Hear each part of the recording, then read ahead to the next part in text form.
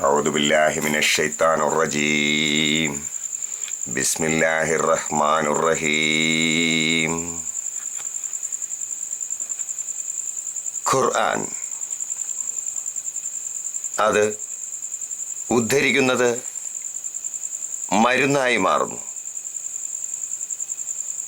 ഇസ്ലാമിൻ്റെ നിർവചനങ്ങളിൽ ശക്തമായി പ്രതിപാദിക്കുന്നത് മരുന്നിൻ്റെ മന്ത്രങ്ങളാണ്. ഇസ്ലാം സ്വർഗീയമായ നിമിഷങ്ങളെ അള്ളാഹുവിൻ്റെ വചനങ്ങളായ പരിശുദ്ധ ഖുർആൻ എല്ലാം അടങ്ങിയ ഒരു നിധികുംഭമാണ്. നാഥൻ്റെ കിതാബിൽ ഇല്ലാത്തതൊന്നുമില്ല.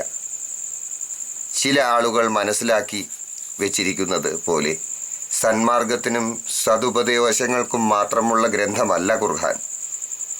മറിച്ച് അത് മനുഷ്യജീവിതത്തിൻ്റെ ഗ്രന്ഥിയാണ്.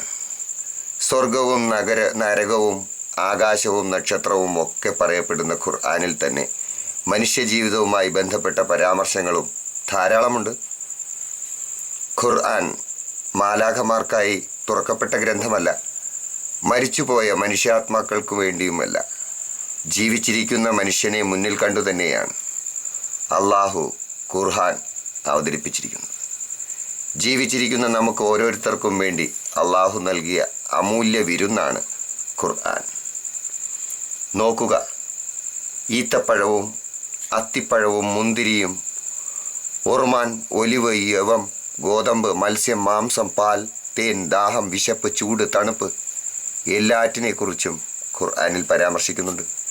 ഇതൊക്കെ മനുഷ്യജീവിതവുമായി ബന്ധപ്പെട്ട കാര്യങ്ങളോ എന്നതിൽ ആർക്കാണ് തർക്കം?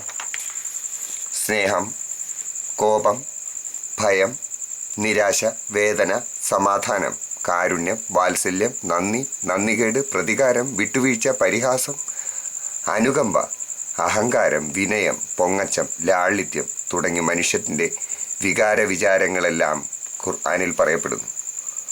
അതോ ഇതൊന്നും മനുഷ്യനെ ബാധിക്കുന്നില്ല എന്നുണ്ടോ? ലാഭം, നഷ്ടം, കച്ചവടം, കൃഷി, അളവ്, തൂക്കം, പലിശ, ദാനം, ത്രാസ്, പൂഴ്ത്തിവെപ്പ് എല്ലാം ഖുർആനിലുണ്ട്. ലോകത്ത് മനുഷ്യരല്ലാതെ മറ്റാരാണ് ഇതൊക്കെ കൈകാര്യം ചെയ്യുന്നത്?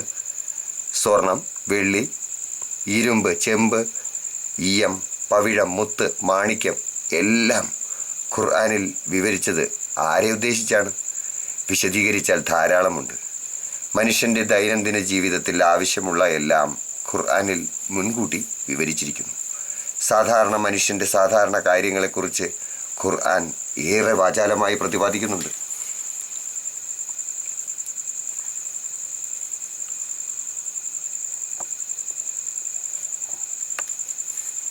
ഖുർആൻ പ്രതിപാദിക്കുന്നത് എങ്ങനെയാണ്?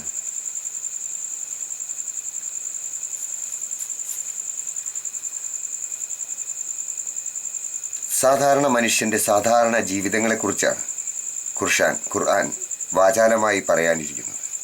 ആയതിനാൽ മറ്റെല്ലാ കാര്യങ്ങൾക്കും എന്നതുപോലെ ഖുർആൻ രോഗശാന്തിക്കും എളുപ്പമുള്ള മരുന്നാണ് എന്നതറിയുക. രോഗങ്ങൾ ഇറങ്ങുന്നത് മുകളിൽ നിന്ന്, ശമനവും ആകാശത്തു നിന്ന് തന്നെ. ഖുർആൻ സന്മാർഗത്തിന് മാത്രമാണ് എന്ന് പറയുന്നവർ ആനയെ കണ്ട അന്ധരെ പോലെയാണ്. അവർ ഖുർആൻ വിശേഷിപ്പിച്ചതുപോലെ കണ്ണുള്ള കുരുടനും കാതുള്ള ബധിരനും ബുദ്ധിയുടെ മീതെ മറയടിപ്പെട്ടവരാണ്. അള്ളാഹു അരുളുന്നു, സത്യവിശ്വാസികൾക്ക് ശിഫാവും കാരുണ്യവുമായി നാം ഖുർആൻ അവതരിപ്പിക്കുന്നു. അക്രമികൾക്ക് അത് നഷ്ടമല്ലാതെ വർദ്ധിപ്പിക്കുകയില്ല.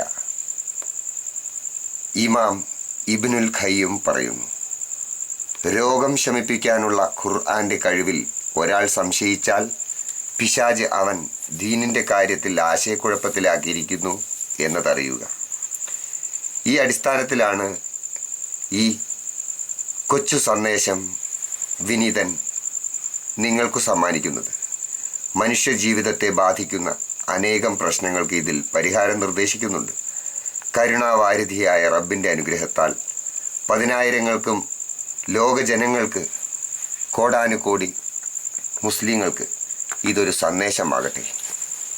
ഖുർആൻ പരിഭാഷയുടെ മലയാള സന്ദേശഭാവങ്ങൾ മലയാളത്തിൻ്റെ നർമ്മഭാവാന്തരങ്ങളിലൂടെ സന്ദേശമായി വൽക്കരിക്കുമ്പോൾ ലോക ജനതയ്ക്ക് ഈമാൻ്റെ പോരിശയേകുന്ന ഖുർആൻ, മരുന്നിൻ്റെ മന്ത്രണമായ ഈ ഖുർആൻ കൊണ്ടു നടക്കുന്ന ഒരു സാധാരണക്കാരനെ നമുക്ക് പരിചയപ്പെടാം. അസ്സലാമു അലൈക്കും. എന്താ നാമം, പേര്? ഷംസുദ്ദീൻ. എവിടെയാണ് വീട്? പാലക്കാട്. പാലക്കാട് പ്രദേശം. എന്തായാലും കൊല്ലം പ്രദേശത്ത് നിന്നും ബോംബെ പ്രദേശങ്ങളിൽ നിന്നെല്ലാം ഈ മൻസിൽ പോലെയുള്ള ബുക്കുകൾ താങ്കൾ സന്ദേശമായി നൽകി കൊണ്ടുവരുന്നു. ഈമാൻ്റെ സുഹൃതം മനുഷ്യരാശിക്ക് നൽകാനുള്ള ഒരു പ്രഭാതവന്ദനമായിരിക്കുന്നു അല്ലേ? അൽഹംദുലില്ലാ. ഈ ബുക്ക് നിങ്ങൾ എവിടെ നിന്നാണ് എടുക്കുന്നത്? തിരുവനന്തപുരം പാളയിമാവിൻ്റെ വീട്ടിൽ. അദ്ദേഹം ഇതുപോലെയുള്ള ബുക്കിൻ്റെ സന്ദേശങ്ങൾ മറ്റ് ചാനലുകളിലും മറ്റും കൊടുത്തിട്ടുണ്ടോ? കൊടുത്തിട്ടുണ്ട്.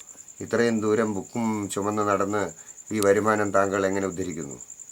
ഇങ്ങനെ കിട്ടുന്നത് കൊണ്ട് പോകുന്നു. അൽഹംദുലില്ലാ. ഹക്ക്.